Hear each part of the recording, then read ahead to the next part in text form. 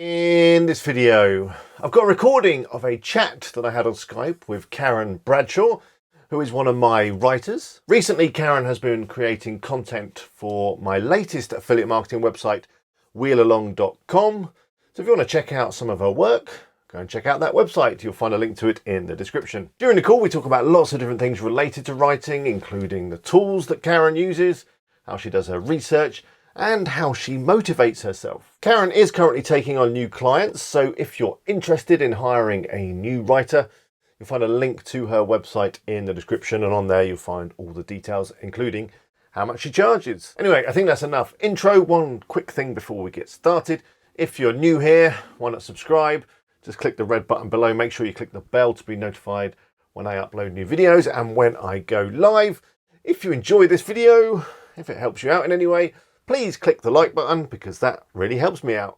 Anyway, let's go.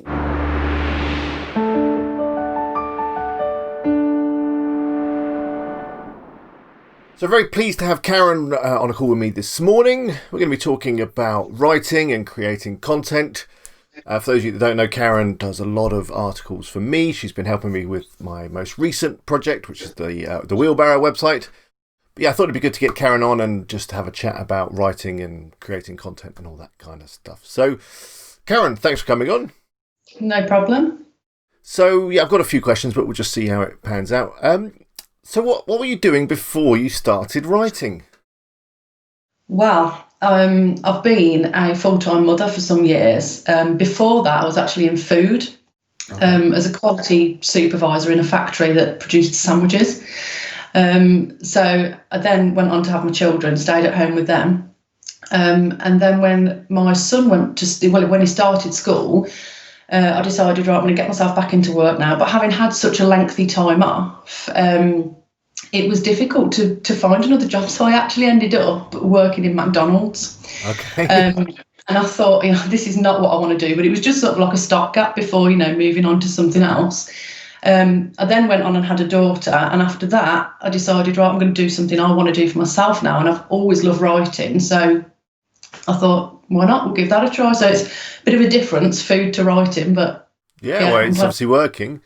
So that's how you basically got into being a writer. You just kind of enjoyed writing, you thought that could be a good thing I could do from home? Or was there anything else that kind of pushed you? Something that I was good at school. I was never sort of like math, science, all of that sort of stuff. I was never good at. Writing and English was always something that I excelled in. So why not turn what you're good at and what you enjoy into a career? And it worked. I mean, I started off writing a book that's currently with the publishers. That'll be out soon, hopefully. Wow. And that was my first that was my way of getting into it. And then I thought, right, well, I can't just write books because that's, few and far between.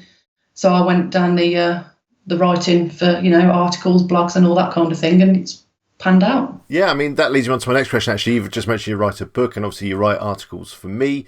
Is there any other things that you write? What do people have you write? Is it just articles, or...?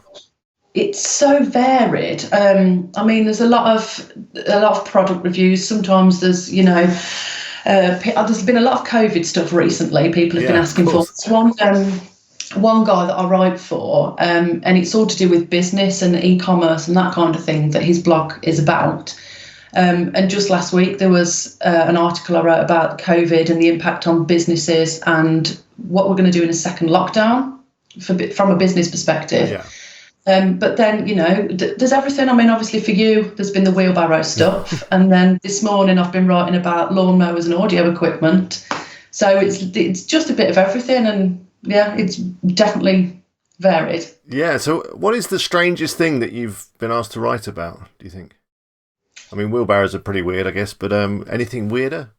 Yeah, I mean, wheelbarrows, when you first sent me that, I thought, hey, this is something different and we're going to research it. And I actually have now found myself saying to my other half, he was doing the garden last week, so do you want to get a wheelbarrow? So you need to look for this and you need to look for that. And so you learn. I mean, yeah, there's nothing overly strange, really, that I can say I've ever been at. There was one I wrote about pets, the allergies that pets have, which was weird because I didn't even realise pets had allergies. Yeah, I thought pets give you allergies. I didn't know that. Well, yeah, that's what I thought, but obviously not. So, yeah. So you're obviously asked to write a broad range of different things. How do you go about researching this stuff? Because obviously you're not probably an expert in wheelbarrows and in pets and in business and all these kind of things. So what's your process for finding out about these things? I like to just research as I go. So I'll be given an article and I will fire up Google Docs, put the title in, and then I'll hop over onto Google and just research as I go. I don't like to, it's just the way I work. Some people may be different. Some people prefer to do a big lot of research to start with, then write up. I'm kind of the opposite. Just do it as I go along. And then obviously if I'm doing sort of long-term work and then I'm learning about a subject, it's easier then to sort of know the basics and what you can write about and put into an article. But it's definitely given me a broad education on a lot of different subjects. Yeah, I bet. I mean, sometimes I'll go to other people as well, because I had one guy ask for some articles about fishing, and my dad, he's an avid fisherman. So straight on the phone to him, can you tell me about this? Can you tell me about that? So if you know people that, are sort of experts in a subject, that's a great way to do it as well. Yeah. And I guess you're right. It must help if you, build a relationship with your clients that are, needing a lot of articles about a particular topic or a particular niche. As you do more and more, you actually do become an expert, and then I guess it becomes easier for you to create that content. Definitely, yeah. So, I mean, a lot of my viewers, they write their content themselves, which is fine because, you've either got time or money. If you've got plenty of time and not a lot of money, then you tend to write the content yourself. But one struggle that a lot of them have is actually motivating themselves to actually start writing and create some stuff. So, I don't know if it's a challenge for yourself, but if it is, how do you motivate yourself? See, that's the thing. It's not really that much of a challenge to get motivated, because I really do love writing. Even outside of work, I've got piles and piles of notebooks that I'll just write rubbish in. I'll just sit and write, sake of writing. So it's kind of like Monday morning today. I've been really excited to get started.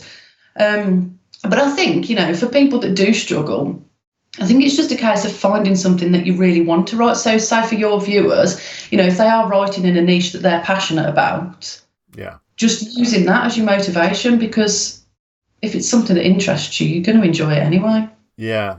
And I do recommend that when people choose a niche that they actually, look for something that they are interested in. Obviously, that's not always the case. I'm not particularly interested in wheelbarrows. I've got another website on car roof boxes, which is not a particular passion of mine.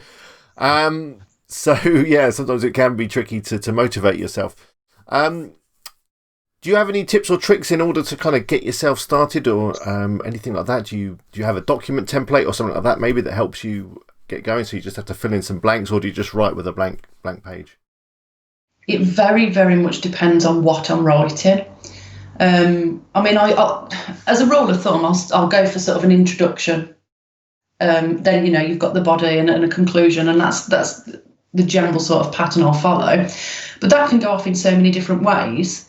Quite often I'll be writing and I'll think, you could include this somewhere, so I'll stick another sort of subheading in and go off on that little bit and then bring it back again. And I think it does depend on what you're writing, what the client wants as well. And really you've got to think about the reader, because I think sometimes, I've certainly read articles online that, I don't know, I'm just looking around the room, best curtains to buy on Amazon. Yeah. And people will blather on for thousands and thousands of words, and you'll probably get sort of 2 or 3 lines on and I think that's quite important to think about the people that are going to be reading your work. You've got to keep them interested and give them what they're expecting. Yeah. I think that's a really good point. I think the problem is that a lot of people think they need to write 2,000 words for each article, or, at least 1,000 words. It needs to be of a reasonable length. But of course, if you're just answering a simple question like, how do you boil an egg, or how long does it take to boil an egg, or what's the boiling point of water? It's very difficult to write 2,000 words to answer those questions. So, I'm talking to a few other people that are in this space. There doesn't seem to be a particular correlation between how long an article is and how well it does on Google, for example. As long as you answer the question and deliver something useful, even if that's only 500 words, then that's fine. Absolutely. So talking about writing in language, obviously we are British and we have British English, but there's obviously a lot of people that want American English. Is that something that you can write? Do you find it difficult to switch between the two, or do you stay No, away from US English and just do the real English, the proper traditional? no, it's quite easy. I use Grammarly, and Yeah. that you can change that whether you're writing in British English or American English. And so I've got quite good now at knowing the American spellings and the silly things like in English grammar. If you're writing a sentence, such and such, such and such, and such and such, so lamps, laptops, and notebooks. Yeah. In English, you won't use a comma before the and at the end, but in America, you will. Okay. These are all things that I've picked up on.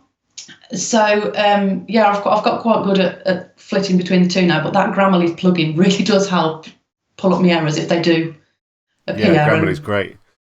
And yeah, it gives you advice as you're writing and all that. And there's a plagiarism detector. Not, of course, that you'd need that anyway.